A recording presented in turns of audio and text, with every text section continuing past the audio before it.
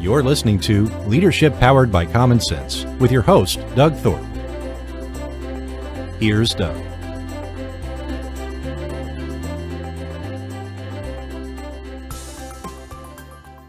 Hello again, everyone. This is Leadership Powered by Common Sense. I'm Doug Thorpe, and today we're going to take a journey into some organizational psychology.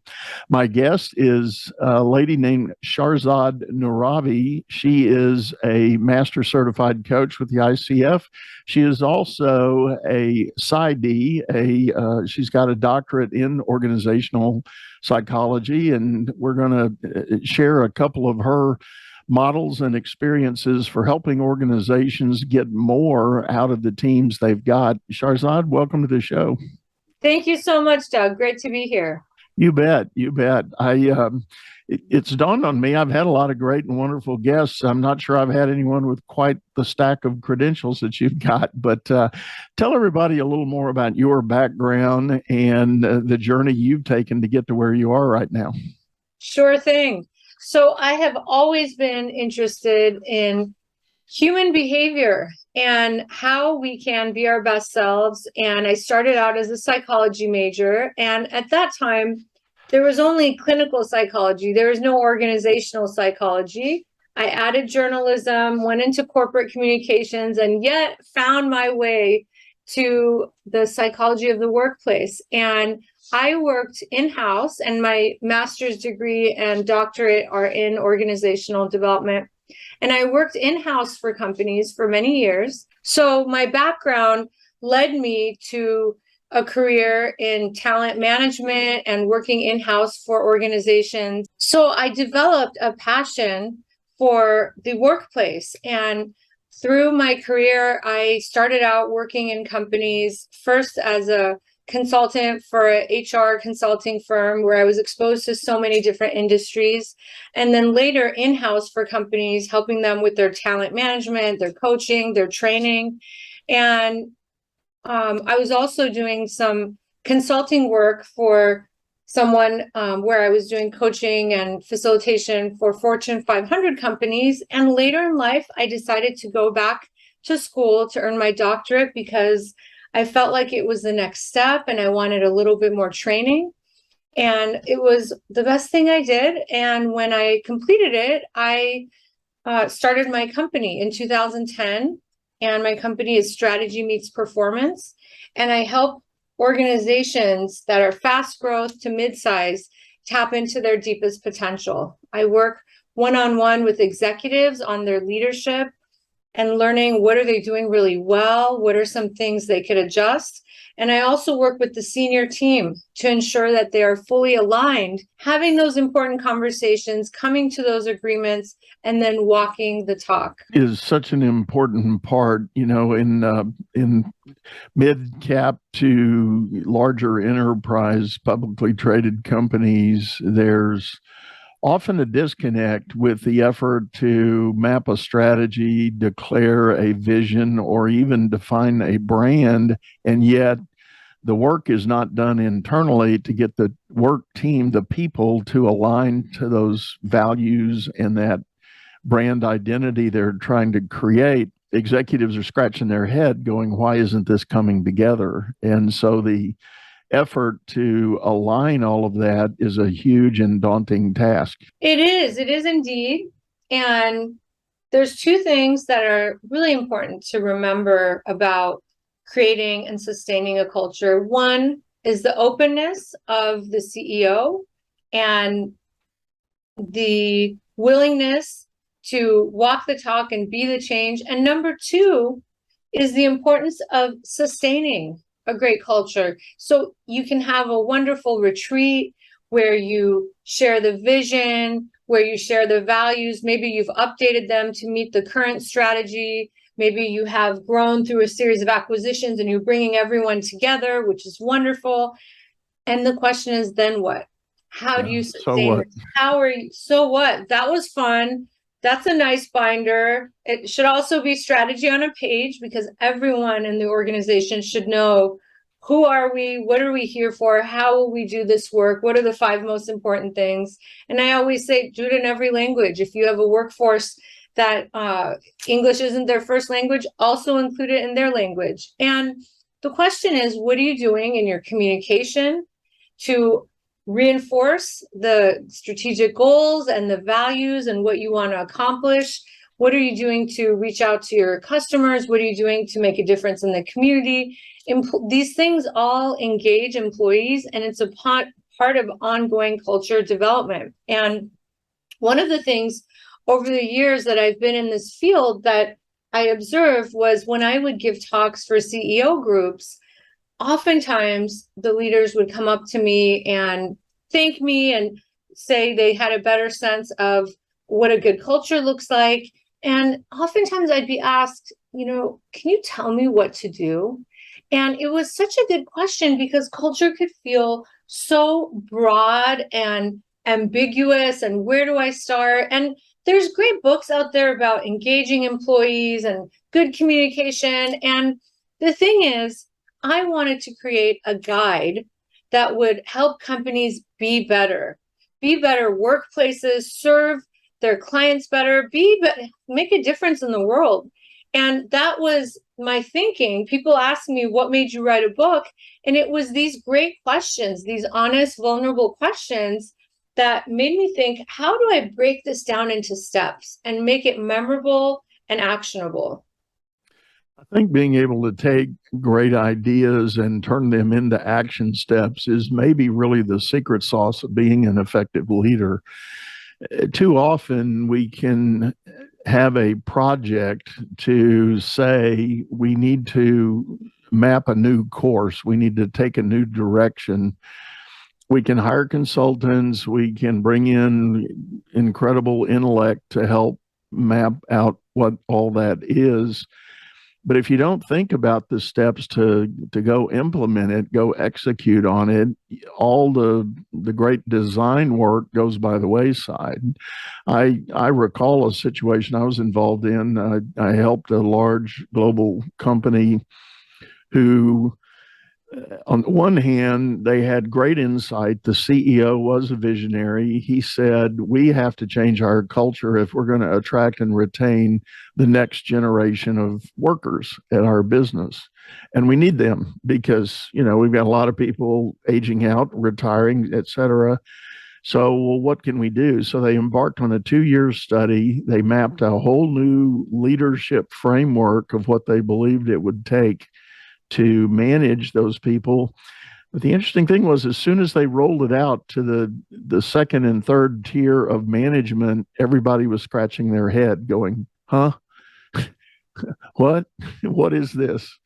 And I mean, the words were clear. It wasn't like they had gone really deep intellect on the way they were defining the leadership framework, but it became apparent very quickly that there was a disagreement on what some of those words meant and how should you implement them.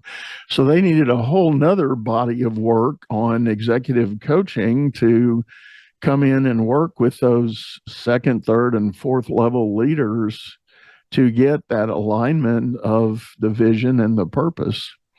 And even after all of that work, there were some major cultural changes that were embodied in that. But you know what happened? The first cycle of annual review they executed, they went back to their old methods and their old metrics on how to evaluate people. They had not aligned their assessment system with all the new framework. Yeah, thank you for sharing that example. And in the good faith effort to create positive change, leaders will create a plan with or without consultants and then roll it out. And really and like you said, people are scratching their heads. What's missing is getting input from people who are doing the work, people who are talking to the customers. And one of the ways in organization development to build success as you're working on your culture is to involve your people. And I could give you an example. I had a client who, the construction company, successful for 30 plus years, and they wanted to make some changes so that they could expand, and they wanted to articulate their values. And values are behaviors that are bringing you your success. So every company, whether they've named it or not, has values. And so part of the process was identifying them, but then part of the process was identifying, as this organization grows, what new behaviors are needed that maybe aren't yet part of the culture.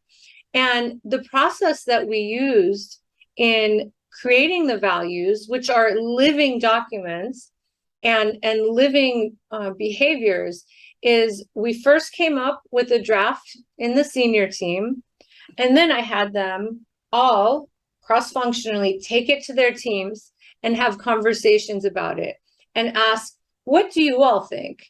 And when they came to agreement on some of them, they asked, what are times where you've seen us live these behaviors?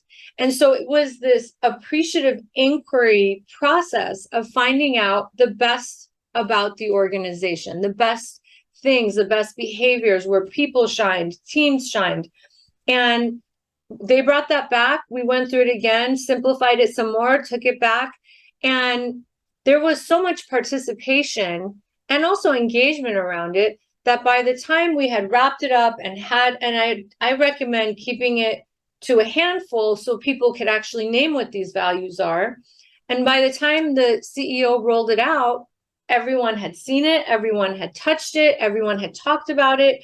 And then we had workshops, and the leaders were really diligent about this, where as we talked about the values, we played voice messages from clients, because they had asked clients, what do you like about working with us? What works for you? Why do you keep hiring us?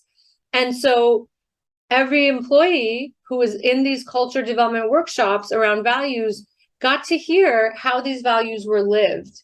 And so and that's just one example, but when you get people involved in culture development, they will be so engaged and they will be the biggest fans, and it'll be something they'll be proud of. And so many people said they went home and created values within their families and in their communities where they do community work.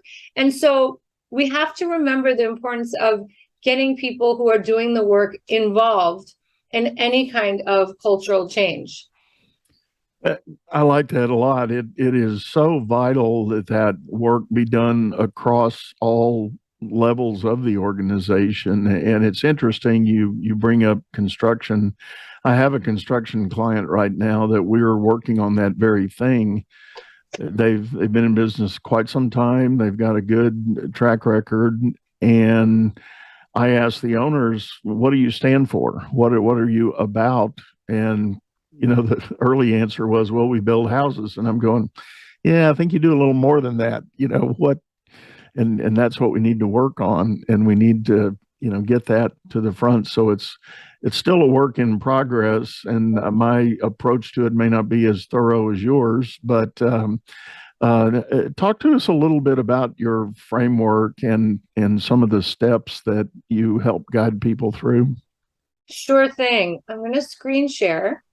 So in my book, A Powerful Culture Starts With You, which is also my philosophy for the leaders I work with, they have so much more power to shape a beautiful environment, a strong, productive culture than they realize. I start by saying, look, when you want to change culture, when you want to improve it, a part of it starts with managing your inner world and the way that you are looking at situations. And this backpack that you see is not a backpack of sustenance and healthy snacks and hydration and notebooks and journals. It's our negative thoughts. And we all carry this to a degree until we realize it and decide this isn't helping me. But sometimes when it comes to working on culture, leaders may think it's these people, it's this generation. It's the industry we're in. It can't be changed, or think that they don't have what it takes, and they might be afraid to be vulnerable if something went wrong. And so this backpack has things like you're not good enough, it's them, it's not you. And I encourage anyone who wants to work on their culture to start with a beginner's mindset and come from a place of curiosity. Because when you want to work on your culture, and I'll share some tools on how to do that, the good thing is you're going to hear some great feedback and you're going to think, I feel so good about that. And at the same time, you may hear some suggestions. And sometimes it's our first instinct to go into defensive mode and to think, well, what do they know? Or they have no idea what I've been doing behind the scenes. And really, it's about taking that step back, pausing, saying, tell me more, and understanding if this is a reality, if it's a perception. Even if it's a perception, it needs to be managed. And so this backpack represents what things we need to let go of in order to be open. The next thing is creating a positive mindset, seeing things through a lens of positive intent. This image shows our ego, which is a part of our mind that wants to keep us safe. And in the best case scenario, when we're in a dangerous, truly dangerous situation, our ego helps us with fight or flight. What do we do? And since we're not in those situations often, rarely, our ego wants a job. It wants to stay employed. I know this sounds so strange, and I go more into it in the book, but it's looking out for us. It wants to have a job that's looking out for us, yet it sees everything through the lens of negative intent.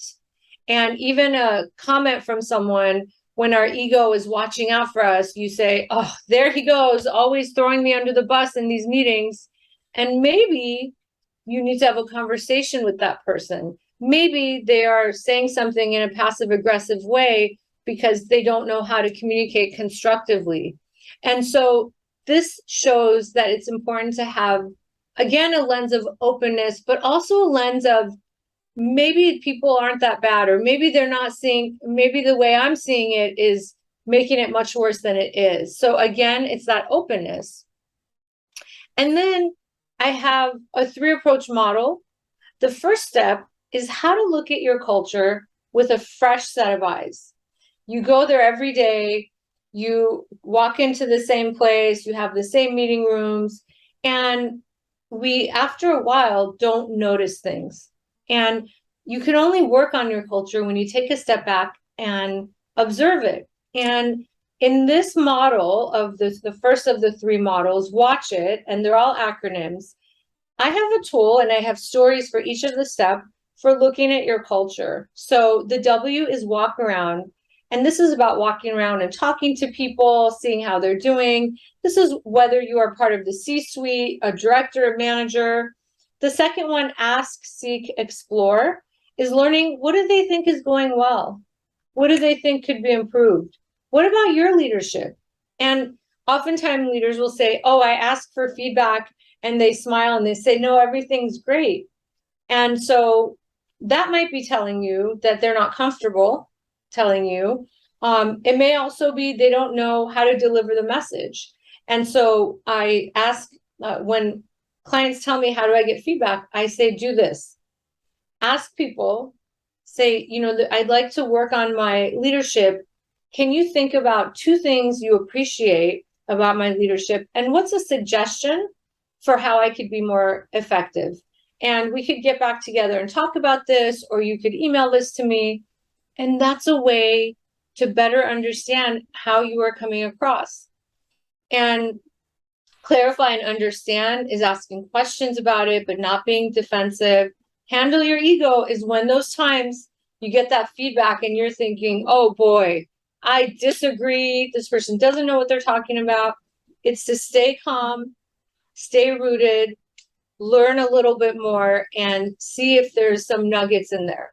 And well, then if I can interject there, thinking about these 5 steps. So again, if you're with us on audio, we've got a slide that we're looking at that has an acronym, the words watch it. And we've just been through the first 5, WATCH, walk around, ask, take feedback, clarify, and handle your ego. What came to my mind is the notion, the popular theme everybody's talking about today in leadership circles is this idea of emotional intelligence. If you're going to be in a role of leadership or ownership of a company, that's an area you've definitely got to work on, to be able to do this kind of exercise where you're asking for feedback, taking it in, trying to clarify and protect your ego from overreacting or outright rejecting the feedback you're getting.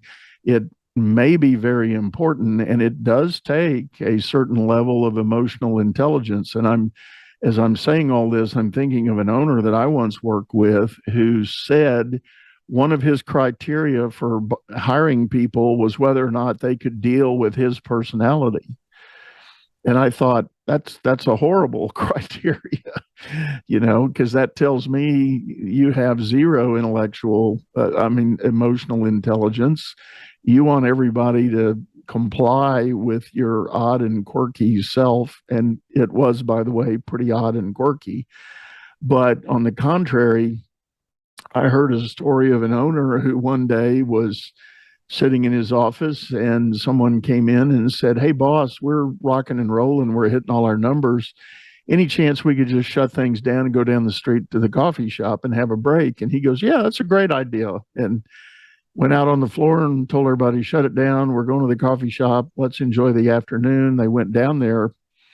After they got the coffee, the person who suggested it said, "Well, we really have an ulterior motive. We would like to talk to you about some things that we believe are holding us back. We all love what we do here. We love working for you, but there are some things that are not going to let us get to the next level." He had the emotional intelligence, the owner, to say, "All right, let's go. What you got?" And, the first 5 things were about him. You're a micromanager. We don't need that. We're all smart. We're capable. We can get on with things, so on and so on. And his response to everything was, "Tell me more. This is awesome. Thank you. I want this." And then he subsequently made the adjustments. He took it in and thought about the bandwidth that it took on his part to do the different things, and he figured it out and adopted all of the changes they had recommended.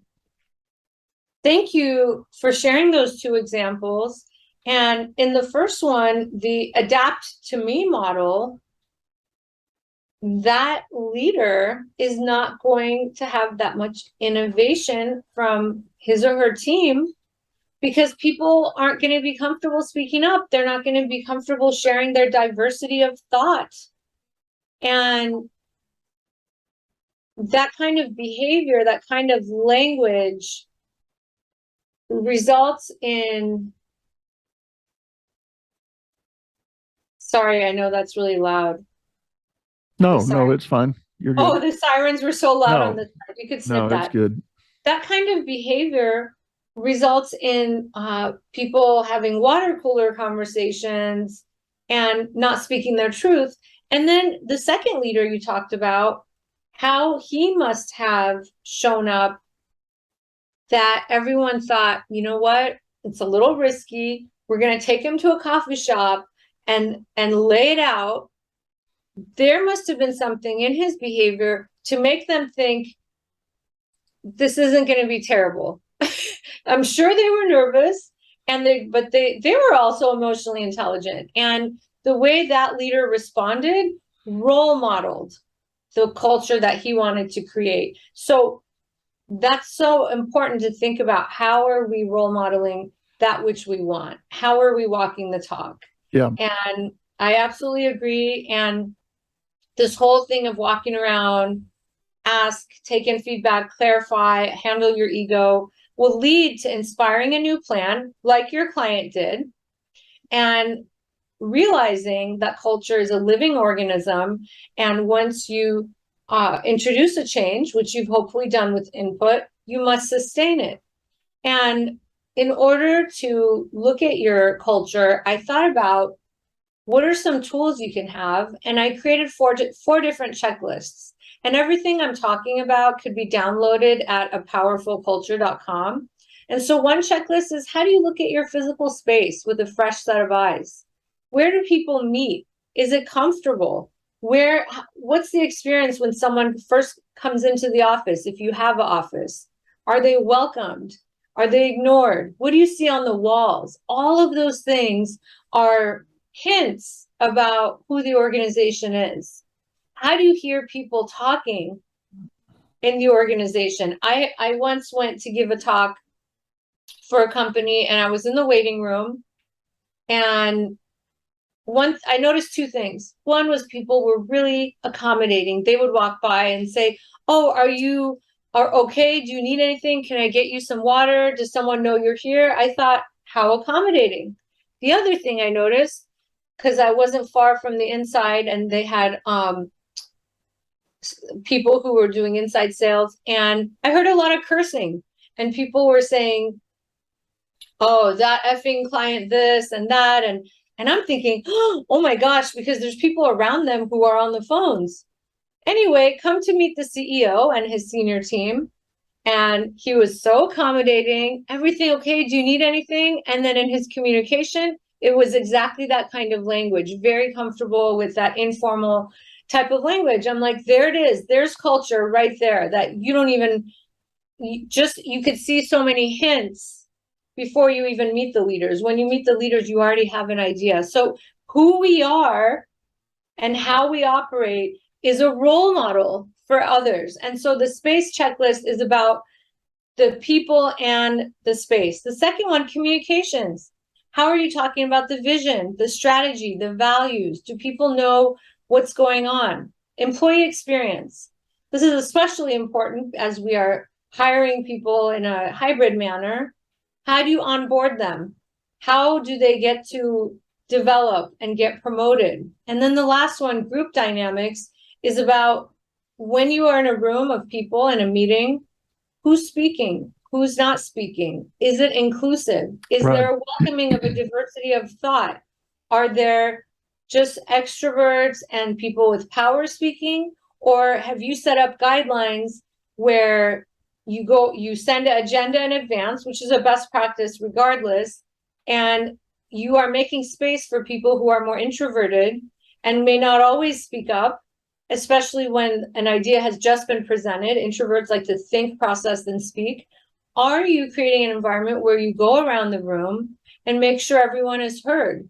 Are you creating an environment where people feel safe to speak up and there's a sense of belonging and community? So these different checklists help you look at that from a fresh set of eyes. And I always recommend leaders having some formal and informal leaders also look at the checklist and come back together and say, what did we find? And I basically have the thing to look at, thumbs up, thumbs down comments, right? You don't need to rate them on a scale of 1 through 10. Is it pretty good, or wow, that's a sore spot? Yeah. I'll tell you what, before we get into another, it's time for us to take a bit of a commercial break here in this show. And then when we do come back, we'll dive into the next part of your model there, Shahrzad. So thank you. And folks, I want you to really hang with us. We got a lot more to pack in here, so we'll be right back. Business is all about solving complex problems as fast as you can create them. Become the best problem solver by leading others to greatness too. And the first step is going to DougThorpe.com. Doug Thorpe is known globally for coaching entrepreneurs and business leaders, improving their performance and the work output of everyone surrounding them. You can find health, wealth, and happiness by learning to lead others to health, wealth, and happiness. Go to DougThorpe.com now and order Doug's books or hire him to coach your managers.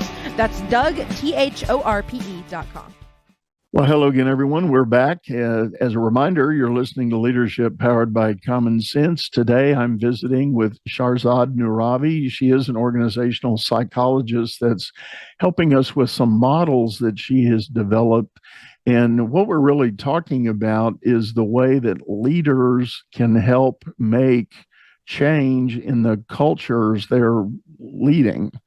And we all know that running a business is a team sport. It takes people on your team to be able to scale, grow, and leverage ideas and leverage capacity to get work done. But if you've ever taken on a manager's job, you know, as soon as you hire 2 employees, you've got a whole new host of challenges in front of you, right? To put it mildly. And if you've grown a big enough organization, you've got quite a number of things to think about. So Shahrzad is helping us with some ideas and some models, and I'll let you take it away with your next one. Thank you, Doug. So the first of the three model approach was watch it, a new way of looking at your culture. The second one is drive it. And this is about creating a coaching culture where everyone feels comfortable giving and receiving feedback. And it goes beyond what managers tend to do, which is telling. And it's a model of asking. So coaching is creating a safe environment where you can, when an employee comes to you, rather than telling them what to do, you are coaching them, asking them questions, helping them see the big picture and what they think they should do. Now, you may be asking, isn't it easier just to tell people what to do? It is, and there's times where you're very short on time and there's no time for coaching. There's a client emergency. Yes, then it's fine to tell. If you think of it like the metaphor of giving someone fish or teaching them to fish, it's the latter. And the drive it model, I wanted to create something where people have an opportunity to coach through steps, and each letter has different questions with it that you could download on a powerfulculture.com. And most people are not going to go through hundreds of hours of coach training and client coaching, yet we all need to coach, whether it's with our peers, our employees, our community, our family members. And it's a great skill set to have and to be open to receiving coaching. And so the steps for drive it are one, D is verb, determine the challenge. Sometimes a person knows exactly what the problem is. And sometimes they say, there's this thing bugging me. I can't quite articulate it, but I want to talk it through. The R is reflect on what making this change would mean to you. And let's say someone says, my dream is to start a business, or my dream is to get promoted to VP. And when you give a person an opportunity to reflect on what that would be like, and even imagine, one of the things I share is imagine that you achieved this dream. Tell me about a day in your life. What's happening? How are you working? Who are you working with? What are you doing? How are you feeling? And being able to pretend that you've made it to that point, it trains your brain, and your brain almost believes it. And when we have that, we build confidence and we actually start attracting the things that we need. It's the oddest thing, and it's happened to me so many times that I just sometimes laugh about it. There was one time I was working on a community project to create a safe pedestrian crossing where I live. And I was talking to the community groups and plodding along. It was a little bit difficult. I went to an event, a fundraiser. There was 100 tables of 10 per table. I know because I counted, because I thought this is so huge. And at my table, I sit down and I have my friend next to me and a gentleman next to her. And he introduced himself, and I thought, he sounds oddly familiar, but I don't know who he is. And then I started talking about this road project, right? And he and how difficult it is to get traction, and it's so dangerous. And he asked my friend, what is she talking about? And she explained it to him. He said, I'm the former city council member for that district. I started working on that and I turned out. And I just stared at him for a second. How, in a room of 1,000 people, was this person 2 seats away, not across the table where he couldn't even hear? How did that happen? And meeting him helped create the impetus for change. And years later, we got the cross slide. Yeah, and I great. share this because it was so important to me to make this change. I had created a vision board, And I went to a community that actually had one and took a picture of myself with it. I created a local newspaper article where I wrote that it happened. And this all sounds creative and silly, and it is. And it's when you can imagine something is going to happen, it may actually attract the right events and people to you. So that's the reflect on what making this change would mean. I is invite a new way of thinking. Oftentimes we have assumptions, and I ask questions to help my clients uncover what those assumptions are and what might be another way of looking at this. The V, valiantly get out of your comfort zone. Anytime we want to achieve great things, there are things that may be blocking us, whether it's thinking we don't have time, whether it's thinking we don't have skills. And there's a bravery that comes with doing great new things. Yeah. And we have to get out of our comfort zone. Anything you would add to that, Doug? No, I agree. And a lot of what I'm hearing is the basic mindset. You know, what are you predisposed to thinking? And I go all the way back to your first slide of the person throwing the backpack over the cliff. You know, you've got to get rid of those limiting beliefs that are your first responses to the what if kinds of questions. It's not what if I fail, it's what does it look like if I succeed? And you move forward with that new way of thinking. Exactly right. And then engage support. We often feel like we have to do everything independently, and there's something great about that belief in oneself. And we forget there are people who care about us. There are people who care about what we're doing. How can we engage them? And how do we also support others? And so engage support is about creating a community. So whether it's a group of friends that you get on board to support you, whether it's people who can help you be accountable, it matters. And then initiate the first step. And everything big starts with the first step. And it could be looking up an article. It could be talking to one person. It could be watching a podcast. And then transform your thinking to prepare for challenges, because anytime we are doing something new, whether it's deciding we're going to share our voice in our community and in the workplace, or we are starting a whole new initiative, know that if it were easy, you would have done it already. And prepare yourself that, yeah, there's going to be days that are tough, and it's okay. And the more that we could be realistic about it, the less painful it will be, because we'll remind ourselves, oh, I've been here, right? I'm working on my second book, and it's for female leaders.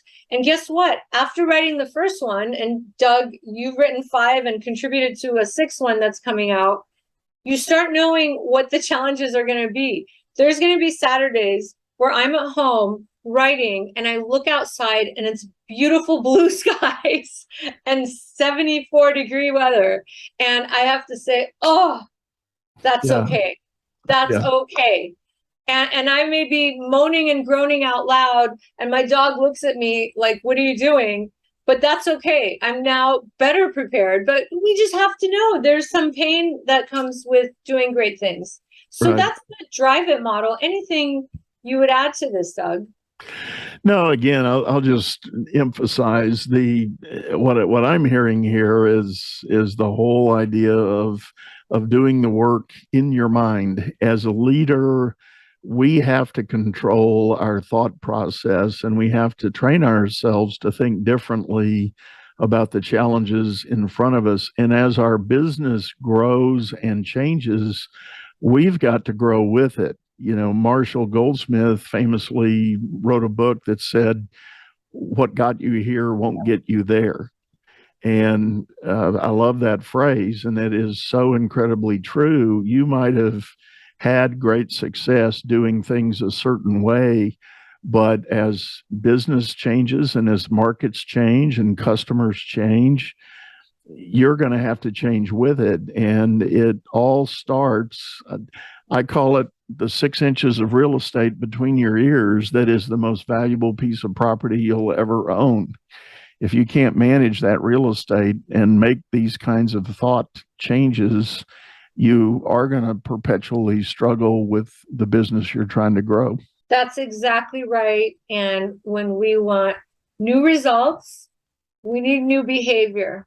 And what got you here won't get you there is such a great reminder of that. And it's about getting out of that comfort zone. So thank you for that reminder. Shahrzad, I know you've got some more here, and we'll maybe hit this other one pretty quick. We're kind of running up on time here, and I want to be sensitive to that. Yeah, thank you. And the Walk It model is a tool for a senior team to become completely aligned. Oftentimes in my work with senior teams, I will see that people are not speaking up, and then they take a new initiative and employees ask them about it, and they'll say, oh, just ignore it or it'll go away. And each member of the senior team has to align and agree and support what they're all talking about. And the first step is walk the talk. So when you are walking the talk, and the second step, aligning your senior team, L, looking at your culture, K, knowing your plan, I, integrating values, which we talked about, and T, tracking everything, you are ensuring that your senior team is moving in a direction together toward the same goal. So that's the third model, is Walk It. I love it. I love it. Very powerful information here. And what we're going to do, folks, we're going to have the outlines of these in the show notes. And as Shahrzad has shared, she's got her website where all of this is downloadable, and we'll make that accessible to you as well. So don't worry if you weren't keeping notes during the show here. We've got references for all of this great content. And Shahrzad, congratulations. I love the framework. I love the clarity of it and the simplicity of it. As the show title suggests here, we're all about leadership powered by common sense. And one way you get to common sense is to try to make things a little more simplistic, a little more direct, a little, well, I should say a lot more clarity. So thank you for laying these out with the acronyms that can, so we've got watch it, drive it, and walk it. I really appreciate that. Any closing thoughts or comments you want to share about your message to people? Sure. Yeah, I wanted to make these tools really clear and really simple. Why? Because people are busy and our attention spans can only handle so much. We have so much coming at us, and I wanted to break it down into steps. So my hope is that leaders around the country and maybe even the world will use these to make their workplaces not just more productive, because that will happen, not just more successful, but places where people want to stay and want to stay longer. And so I leave you with my philosophy and the title of my book, A Powerful Culture Starts With You.